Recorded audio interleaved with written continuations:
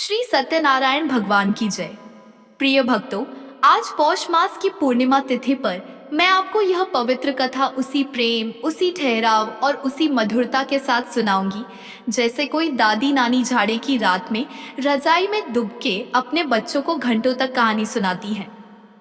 कथा का उद्देश्य केवल घटना बताना नहीं, बल्कि आपको उस दौर में ले जाना है, उस दर्द को महसूस कराना है और उस प्रभु कृपा की भक्ति में भिगो देना है।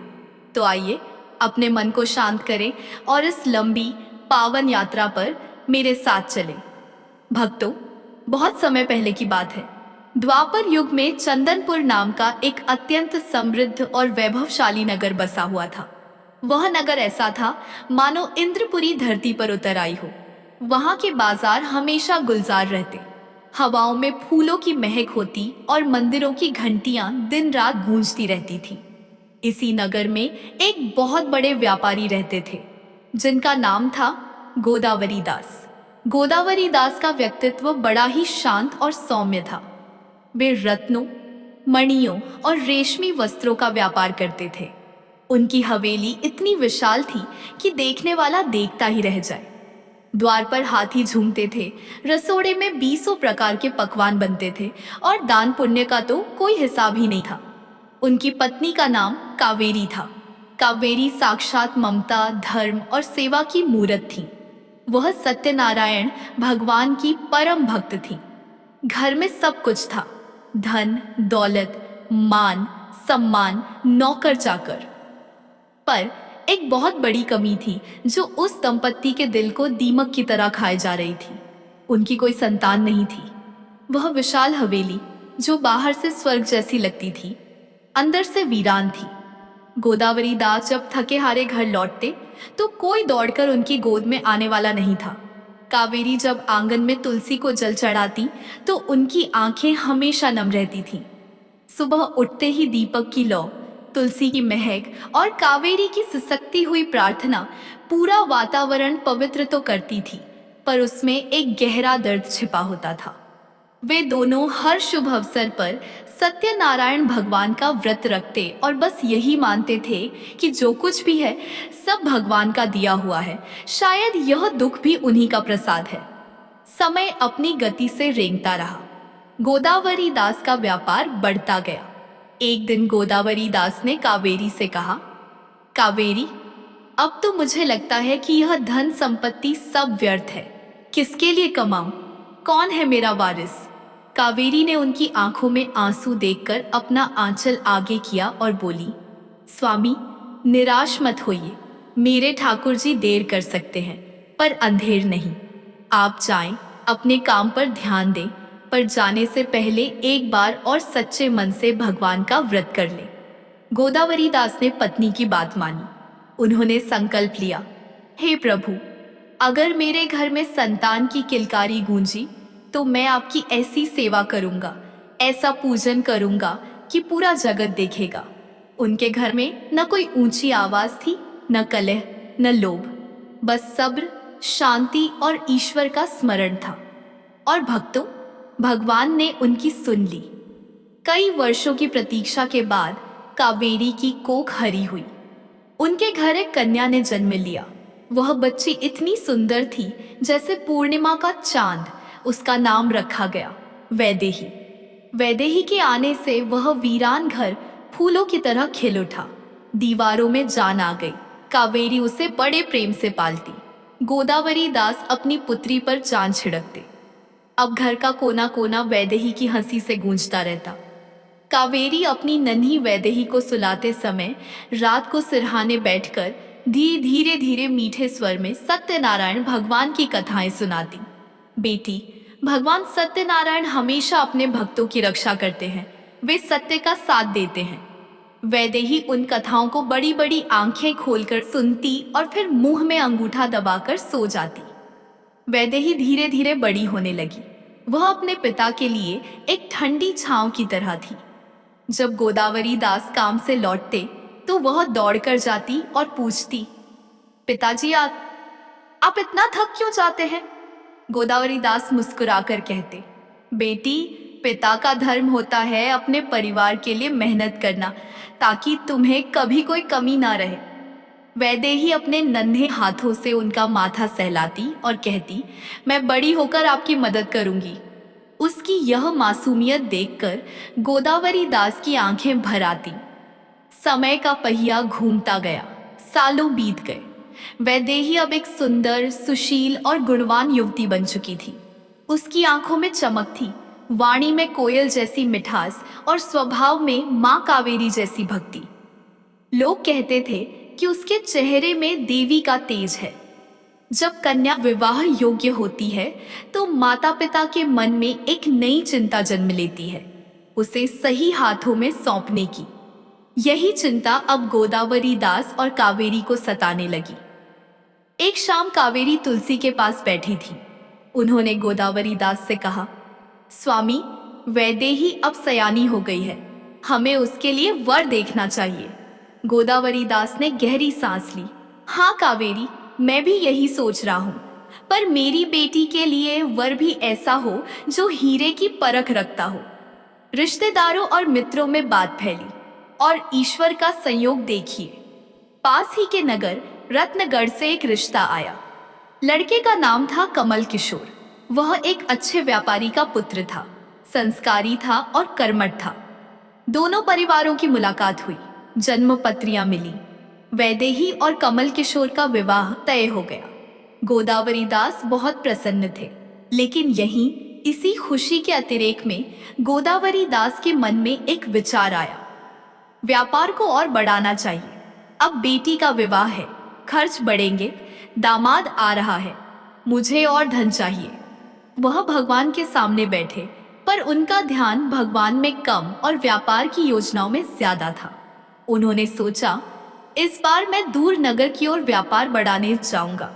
जब उन्होंने यह बात कावेरी को बताई तो कावेरी ने मुस्कुराकर कहा, आप जाइए, पर जाने से पहले सत्यनारायण भगवान का वह महापूजन करवा लीजिए जिसका आपने संकल्प लिया था। गोदावरी दास ने लापरवाही से सिर हिलाया। हाँ हाँ हाँ कावेरी, अभी तो विवाह की तैयारियां हैं। एक बार विवाह हो जाए फिर आराम से पूजन करेंगे। भगवान कहीं भागे थोड़े ही जा रहे हैं। यही वह पहली भूल थी, कल पर टालना। विवाह का दिन आ गया। चंदनपुर नगरी दुल्हन की तरह सजी थी। शहनाइयां बज रही थी। मंडप फूलों से लदा था। हवन कुंड की अग्नि प्रज्वलित थी। वैदेही जब दुल्हन के जोड़े में आई तो सब देखते रह गए। गोदावरी दास अपनी बेटी को देखकर फूले नहीं समा रहे थे। बारातियों की आव भगत में, अपनी रईसी दिखाने में और विवाह की भागदौड़ में गोदावरी दास पूरी तरह भूल गए कि उन्होंने भगवान से वादा किया था कि विवाह के अवसर पर पूजन करूंगा। विवाह संपन्न हुआ। विदाई का समय आया। वैदेही रो रही थी। कावेरी ने उसे गले लगाकर कहा, बेटी, जहां भी जा अपनी सादगी और भक्ति को मत छोड़ना। तू हमारे दिल का टुकड़ा है। कमल किशोर और वैदेही का नया जीवन शुरू हुआ।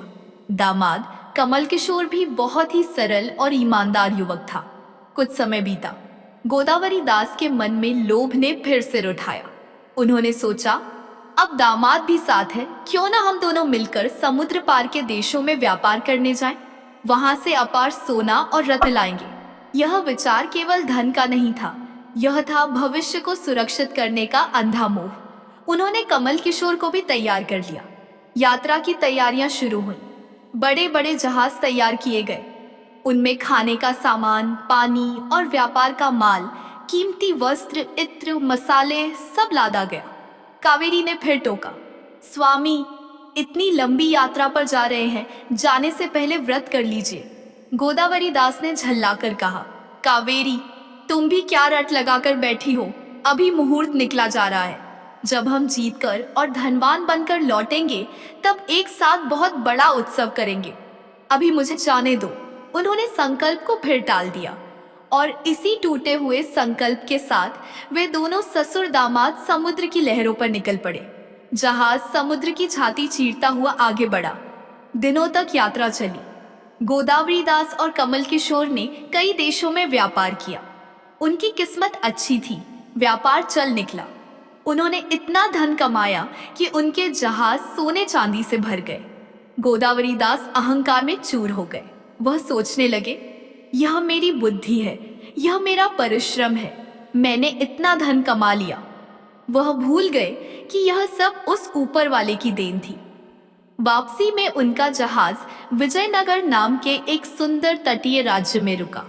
वहां के राजा चंद्रकेतु बड़े न्यायप्रिय थे, पर उनका कानून सख्त था। गोदावरी दास ने सोचा, चलो कुछ दिन यहाँ रुककर भी व्यापार कर लेते हैं। उन्होंने नदी किनारे अपने तंबू गाड़ दिए और आराम करने लगे। लेकिन भक्तों, संकट बताकर नहीं आता, और जब संकल्प टूटा हो तो संकट साये की तरह पीछा करता है। उसी रात राजा चंद्रकेतु के महल में चोरी हो गई। चोरों ने राजकोष से शाही मोहरें और कीमती रत्नों का हार चुरा लिया। नगर के रक्षक जाग गए। चोरों के पीछे सैनिक दौड़े। चोर घबरा गए। उन्होंने देखा कि नदी किनारे व्यापारियों का डेरा है। अंधेरे का फायदा उठाकर चोरों ने वह चोरी का माल चुपके से गोदावरी दास के तंबू के पीछे फेंक दिया और वहां से भाग गए। अगली सुबह जब गोदावरी दास और कमल किशोर गहरी नींद में थे, सैनिकों की भारी आवाज से उनकी आंखें खुली। कौन हो तुम? सैनिकों ने पूछा। गोदावरी दास ने कहा, हम व्यापारी हैं, परदेश से आए हैं। सैनिकों ने कहा, तलाशी ली जाएगी। और जैसे ही तलाशी ली गई, हे भगवान, वही शाही हार और मुहरें उनके सामान के बीच से बरामद हुई। गोदावरी दास के होश उड़ गए। वह चिल्लाए, यह हमारा नहीं है, हम चोर नहीं हैं। हमने तो जीवन में कभी किसी का एक पैसा नहीं रखा। पर उनकी सुनने वाला कौन था? प्रमाण सामने था। सैनिकों ने उन्हें रस्सियों में जकड़ लिया। कमल किशोर को धक्का दिया गया। दोनों को अपमानित करते हुए नगर के बीच से घसीटते हुए राजा के दरबार में ले जाया गया। राजा चंद्रकेतु ने हार देखा और क्रोधित होकर आदेश दिया, इन धूर्त व्यापारियों को काल कोठरी में डाल दो और इनका सारा धन, जहाज और संपत्ति राजकोष में जब्त कर लो। गोदावरी दास चीखे, महाराज न्याय करें, हम निर्दोष हैं। पर राजा का आदेश अंतिम था। उन्हें जेल की एक अंधेरी सीलन भरी कोठरी में फेंक दिया गया। लोहे के भारी दरवाजे बंद हो गए। उस कोठरी में घोर अंधेरा था। जमीन गीली थी, कीड़े मकोड़े चल रहे थे। गोदावरी दास जमीन पर गिर पड़े और फूट फूट कर रोने लगे। हे भगवान, यह क्या हो गया? मैं तो घर लौट रहा था। मैं तो अपनी पत्नी और बेटी के लिए खुशियां ले जा रहा था। यह कौन सा पाप सामने आ गया? कमल किशोर एक कोने में सहमा हुआ बैठा था। तभी उस अंधेरे में गोदावरी दास की अंतरात्मा जागी। उन्हें अचानक याद आया, कावेरी ने कहा था, व्रत कर लो। मैंने नहीं किया। मैंने वचन दिया था, विवाह पर पूजन करूंगा। मैंने नहीं किया। मैंने अहंकार किया कि सब मैं कर रहा हूं। गोदावरी दास ने अपना माथा जमीन पर पटक दिया। हे सत्यनारायण, यह राजा का दोष नहीं, यह मेरे अहंकार का दंड है। मैंने आपको भुला दिया, इसलिए आज समय ने मुझे भुला दिया। उस रात जेल में उन्होंने पहली बार सच्चे मन से भगवान को पुकारा, प्रभु, हमें धन नहीं चाहिए, हमें बस मुक्ति चाहिए। अगर हम यहाँ से जीवित निकले तो आपका व्रत अवश्य करेंगे। उधर चंदनपुर में क्या हुआ, यह सुनिए। जिस दिन गोदावरी दास जेल गए, उसी दिन चंदनपुर में उनके घर में भारी विपत्ति आई। चोरों ने उनकी हवेली को लूट लिया। जो संपत्ति बची थी वह सब चली गई। गोदावरी दास की लंबी अनुपस्थिति के कारण व्यापार ठप हो गया। घर में खाने को दाने नहीं रहे। कावेरी और वैदेही, जो पति के वियोग में मायके आ गई थी, दाने दाने को मोहताज हो गई। वह वैदेही जो कभी रेशम के बिस्तर से नीचे पैर नहीं रखती थी, अब फटे पुराने कपड़ों में नंगे पांव घर घर जाकर थोड़ा आटा और चावल मांगती। तब जाकर माँ बेटी का चूल्हा जलता। कावेरी दिन रात रोती, मेरे स्वामी कहाँ हैं, किस हाल में हैं। एक दिन वैदेही भिक्षा मांगते मांगते एक ब्राह्मण के घर के पास से गुजरी। वहां सत्यनारायण भगवान की कथा हो रही थी। धूप की सुगंध और मंजीरों की आवाज ने उसे खींच लिया। वह दरवाजे पर ही बैठ गई। उसने पूरी कथा सुनी। कथा के अंत में उसने प्रसाद लिया। प्रसाद को हाथों में लेकर वह रो पड़ी, हे प्रभु, मेरे पिता और पति जहां भी हों उनकी रक्षा करना। अगर वे सुरक्षित लौट आएं, तो मैं संकल्प लेती हूँ कि हम पूरे विधि विधान से आपका व्रत करेंगे। भक्तों, बेटी की पुकार में बड़ी शक्ति होती है। वह पुकार चंदनपुर से उड़ी और सीधे विजयनगर के राजा चंद्रकेतु के सपनों में पहुंची। उसी रात राजा को एक अद्भुत स्वप्न आया। स्वप्न में एक तेजवान दिव्य पुरुष प्रकट हुए। उनकी आंखों में क्रोध और करुणा दोनों थी। उन्होंने राजा से कहा, राजन, तूने जिन 2 व्यापारियों को बंदी बनाया है वे निर्दोष हैं। उन्हें कल सुबह ही मुक्त कर दे, उनका धन लौटा दे, अन्यथा तेरा राज्य, तेरा वंश और तेरा सब कुछ नष्ट हो जाएगा। राजा हड़बड़ाकर जाग उठा। वह पसीने में भीगा हुआ था। सुबह होते ही उसने मंत्रियों को आदेश दिया, जाओ, तुरंत उन कैदी व्यापारियों को दरबार में लाओ। सैनिक दौड़े गए। गोदावरी दास और कमल किशोर को कोठरी से निकाला गया। वे सूखे हुए, कमजोर और डरे हुए थे। जब वे दरबार में आए तो राजा सिंहासन से उठा और उनके पास गया।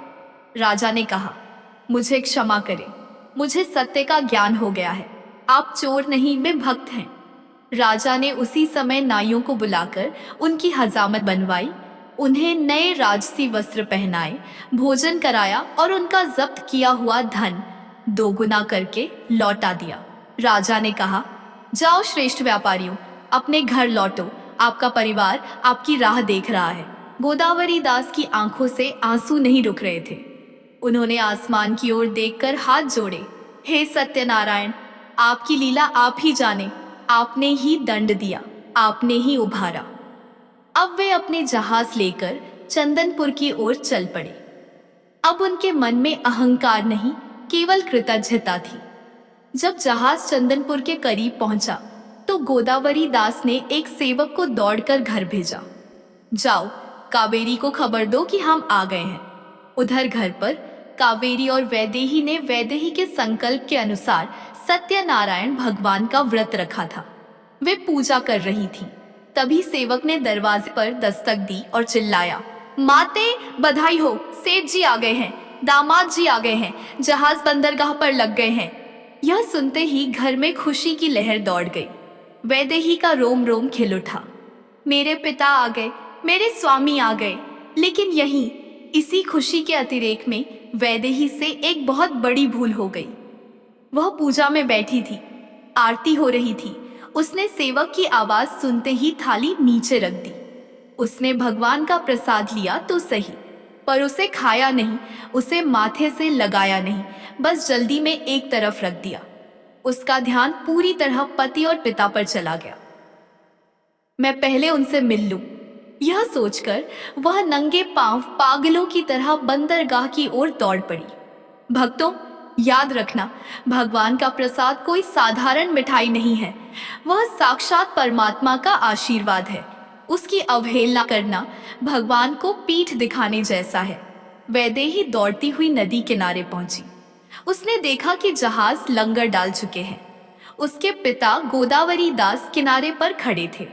वह दौड़कर पिता के गले लग गई। फिर उसने इधर उधर देखा। पिताजी, मेरे स्वामी कहाँ हैं? कमल किशोर कहाँ हैं? गोदावरी दास मुस्कुराए और पीछे इशारा किया। वह देखो, वह छोटी नाव में आ रहा है, सामान लेकर। वैदेही ने नजर घुमाई। कमल किशोर एक छोटी नाव में बैठकर किनारे की ओर आ रहे थे। वे वैदेही को देखकर हाथ हिलाने वाले थे कि अचानक पानी में एक भयंकर हलचल हुई। न कोई तूफान था, न आंधी, फिर भी नाव ऐसे डगमगाई जैसे किसी अदृश्य हाथ ने उसे पकड़ लिया हो। देखते ही देखते वैदेही और गोदावरी दास की आंखों के सामने वह नाव पलटी और कमल किशोर गहरे पानी में समा गए। एक पल के लिए सन्नाटा छा गया। फिर वैदेही की चीख से आसमान फट गया। स्वामी! वह पानी की ओर भागने लगी। गोदावरी दास छाती पीटकर गिर पड़े। हे भगवान, यह क्या अनर्थ हुआ? अभी तो हम बचकर आए थे। किनारे पर कोहराम मच गया। मल्लाहों ने छलांगे लगाई, जाल फेंके गए, गोताखोर पानी में उतरे, पर कमल किशोर का कहीं पता नहीं चला, जैसे समुद्र उन्हें निगल गया हो। वैदेही पछाड़ खाकर रेत पर गिर पड़ी। वह अपने बाल नोचने लगी। मेरे पति को लौटा दो, मैंने क्या पाप किया है। वह बेहोश हो जाती, फिर होश में आती और रोती। तभी उस करुण रुदन के बीच वहां उपस्थित भीड़ में से एक वृद्ध संत ने, या शायद स्वयं आकाशवाणी ने उसे सचेत किया। बेटी, रोना बंद कर, यह तेरे ही कर्म का फल है। याद कर, तू अभी क्या छोड़कर आई है। वैदेही ने रोते हुए ऊपर देखा। आवाज आई, तूने पति के मोह में भगवान के प्रसाद का अनादर किया। तू पूजा अधूरी छोड़कर आई, तूने प्रसाद ग्रहण नहीं किया। जब तक तू अपनी भूल नहीं सुधारेगी, तेरा सुहाग तुझे वापस नहीं मिलेगा। वैदेही को जैसे बिजली का झटका लगा। उसे याद आया, हाँ, मैंने प्रसाद वहीं छोड़ दिया था। उसे अपनी गलती का एहसास हुआ। वह उसी क्षण उठी और पागलों की तरह वापस घर की ओर दौड़ी। गिरती पड़ती वह घर पहुंची। मंदिर के सामने जाकर उसने जमीन पर माथा रगड़ दिया। हे प्रभु, मैं अज्ञानी हूँ, मैं मोह में अंधा हो गई थी, मुझे क्षमा कर दे। उसने कांपते हाथों से वह प्रसाद उठाया, उसे आंसुओं से भिगो दिया, फिर उसे अत्यंत श्रद्धा से ग्रहण किया। जैसे ही प्रसाद उसके गले से नीचे उतरा, उसके मन में एक अजीब सा विश्वास जाग उठा। वह फिर से बंदरगाह की ओर दौड़ी। जब वह वहां पहुंची तो उसने देखा कि गोदावरी दास अभी भी पानी की ओर टकटकी लगाए देख रहे थे। अचानक नदी के बीचों बीच पानी में हलचल हुई और देखते ही देखते वही डूबी हुई नाव चमत्कारिक रूप से पानी के ऊपर आ गई और उस पर कमल किशोर वैसे ही बैठे थे जैसे कुछ हुआ ही न हो। वे एकदम सुरक्षित थे। वैदेही दौड़कर पति के चरणों में गिर पड़ी। गोदावरी दास ने दामाद को गले लगा लिया। कावेरी भी वहां पहुंच गई। सबने एक साथ भगवान को प्रणाम किया। कमल किशोर ने कहा, मुझे नहीं पता क्या हुआ, मुझे लगा मैं पाताल में जा रहा हूं और फिर अचानक किसी शक्ति ने मुझे ऊपर खींच लिया। गोदावरी दास समझ गए। उन्होंने सबको संबोधित करते हुए कहा, यह सत्यनारायण भगवान की लीला है। वे संकल्प और प्रसाद का अपमान सहन नहीं करते, पर क्षमा मांगने पर तुरंत दया भी करते हैं। उसी दिन गोदावरी दास ने पूरे नगर में ढिंढोरा पिटवा दिया। उन्होंने एक अत्यंत विशाल पंडाल लगवाया। हजारों ब्राह्मणों को भोजन कराया गया। सत्यनारायण भगवान की कथा हुई। वह व्रत जिसे वे सालों से टाल रहे थे, आज उन्होंने आंसुओं और भक्ति के साथ पूरा किया। लेकिन भक्तों, कथा यहीं समाप्त नहीं होती। जीवन एक परीक्षा है और परीक्षाएं बार बार आती हैं। विवाह और इस घटना के कुछ समय बाद वैदेही अपने पति कमल किशोर के साथ अपने ससुराल रत्नगढ़ चली गई। वहां भी वह नियम से व्रत करती थी। सब कुछ बहुत अच्छा चल रहा था। घर में धन की वर्षा हो रही थी। एक दिन पूर्णिमा के अवसर पर वैदेही ने अपने घर में सत्यनारायण व्रत का आयोजन किया। उसने बड़े प्रेम से प्रसाद बनाया। पंजीरी, पंचामृत, फल और मिठाई। पूजा संपन्न हुई। वैदेही ने थोड़ा सा प्रसाद एक अलग कटोरी में निकालकर खिड़की के पास रख दिया। उसने सोचा, यह मैं अपनी जेठानी के बच्चों को दूंगी। तभी कमल किशोर ने उसे आवाज दी, वैदेही, जरा जल्दी आना, मुझे व्यापार के लिए निकलना है, मेरा सामान बांध दो। वैदेही जल्दबाजी में उठी। उसका ध्यान बंट गया। वह प्रसाद की कटोरी वहीं खिड़की पर खुली रह गई। उसने सोचा, लौटकर दे दूंगी या ढक दूंगी। यही आलस, यही लापरवाही फिर से भारी पड़ी। जब वह अंदर गई तो पीछे से एक कौआ या कोई पक्षी आया और उसने उस खुले प्रसाद में चोंच मार दी। प्रसाद दीपते झूठा हो गया और बिखर गया। थोड़ी देर बाद जब वैदेही लौटी तो उसने देखा प्रसाद खराब हो गया है। अब नियम यह कहता था कि वह क्षमा मांगे और दोबारा प्रसाद बनाए, पर वैदेही को आलस आ गया। उसने सोचा, अरे अब कौन दोबारा इतनी मेहनत करे, बच्चों को कल दे दूंगी या कुछ और दे दूंगी। उसने वह झूठा प्रसाद वहां से हटाकर फेंक दिया और बात को भूल गई। भक्तों, प्रसाद का अपमान फिर से हो गया। इस बार अज्ञानता में नहीं, आलस में। इसका परिणाम तुरंत मिला। उसी शाम को खबर आई कि राजा के सैनिकों ने कमल किशोर की दुकान पर छापा मारा है। खबर मिली कि कमल किशोर को पकड़ लिया गया है। उन पर आरोप लगा कि उन्होंने राजा के लिए भेजे गए सामान में मिलावट की है। ससुराल में कोहराम मच गया। सास ससुर रोने लगे। हमारा बेटा तो इतना ईमानदार है, यह कैसे हो गया? वैदेही सन्न रह गई। उसे समझ नहीं आ रहा था कि हंसते खेलते घर को किसकी नजर लग गई। दुकान सील कर दी गई, धन की आवक रुक गई, घर में क्लेश होने लगे। रात को वैदेही अपने कमरे में अकेली रो रही थी। उसे नींद नहीं आ रही थी। तभी उसकी नजर कमरे में जल रहे दीपक पर पड़ी। दीपक की लौ फड़फड़ा रही थी।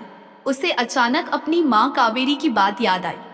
बेटी, प्रसाद का अपमान साक्षात नारायण का अपमान है।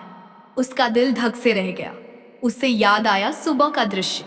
हे भगवान, आज सुबह मैंने आलस के कारण प्रसाद फेंक दिया था। मैंने उसका अनादर किया। वैदेही उसी क्षण उठी। उसने स्नान किया, रसोई में गई और पूरी पवित्रता से दोबारा प्रसाद तैयार किया। उसने भगवान की मूर्ति के सामने दीपक जलाया और रात भर जागकर कीर्तन किया। वह रोती रही। प्रभु, आलस भी एक विकार है। मैं वचन देती हूँ, अब से आपके भोग और प्रसाद में कभी आलस नहीं करूंगी। मेरे पति की रक्षा करें। उसकी सच्ची पश्चाताप भरी प्रार्थना ने फिर असर दिखाया। अगली सुबह जब सूरज निकला तो राजा का एक मंत्री उनके घर के द्वार पर आया। सब डर गए कि अब क्या नई मुसीबत आई है। मंत्री ने झुककर प्रणाम किया और कहा, सेठ जी, क्षमा करें, कल हमसे बहुत बड़ी भूल हो गई। जिस व्यापारी की शिकायत थी उसका नाम आपके नाम जैसा था। असली अपराधी पकड़ा गया है। राजा ने आपके पुत्र को ससम्मान छोड़ दिया है और मुआवजे के रूप में आपको शाही व्यापार का विशेष अधिकार दिया है। थोड़ी ही देर में कमल किशोर घर लौट आए। ढोल नगाड़ों के साथ उनका स्वागत हुआ। वैदेही ने दौड़कर पति के चरण छुए और मन ही मन भगवान को धन्यवाद दिया। उसने सबको बताया कि यह संकट उसकी लापरवाही से आया था और भगवान की क्षमा से टला है। उस दिन के बाद से वैदेही, कमल किशोर और उनके पूरे परिवार ने नियम बना लिया। सुख हो या दुख, वे कभी संकल्प नहीं भूलेंगे और प्रसाद का कण कण उनके लिए अमृत समान होगा। कुछ समय बाद भगवान की अंतिम कृपा भी उन पर बरसी। वैदेही के घर एक सुंदर पुत्र का जन्म हुआ। गोदावरी दास और कावेरी अपने नाती को खिलाने रत्नगढ़ आए। पूरा परिवार एक साथ बैठा। गोदावरी दास ने कहा, देखो, यह सब सत्यनारायण भगवान की कृपा है। उन्होंने हमें रास्ता दिखाया, कभी दंड देकर तो कभी पुरस्कार देकर, और इस तरह वह परिवार पीढ़ियों तक भगवान की भक्ति में लीन रहा। वे इस लोक में सभी सुख भोग कर अंत में वैकुंठ धाम को पधारे। कथा का सार और संदेश। तो मेरी माताओं, बहनों और प्यारे श्रद्धालु जनों, यह कथा हमें जीवन के 3 सबसे बड़े सूत्र सिखाती है। संकल्प का पक्का होना। अगर आपने भगवान से या किसी से भी कोई वादा किया है तो उसे समय पर पूरा करें। कल करूंगा कहने वाला इंसान गोदावरी दास की तरह संकट में पड़ता है। प्रसाद का सम्मान। भगवान का दिया हुआ रूखा सूखा टुकड़ा भी 56 भोग से बड़ा होता है। उसका अपमान करना, उसे फेंकना या उसकी अवहेलना करना अपने भाग्य को ठोकर मारने जैसा है। विश्वास और क्षमा। भगवान दंड देने के लिए नहीं बैठे, वे तो पिता हैं। जैसे ही हम अपनी गलती मानकर वैदेही की तरह सच्चे मन से पुकारते हैं, वे डूबी हुई नाव को भी किनारे लगा देते हैं।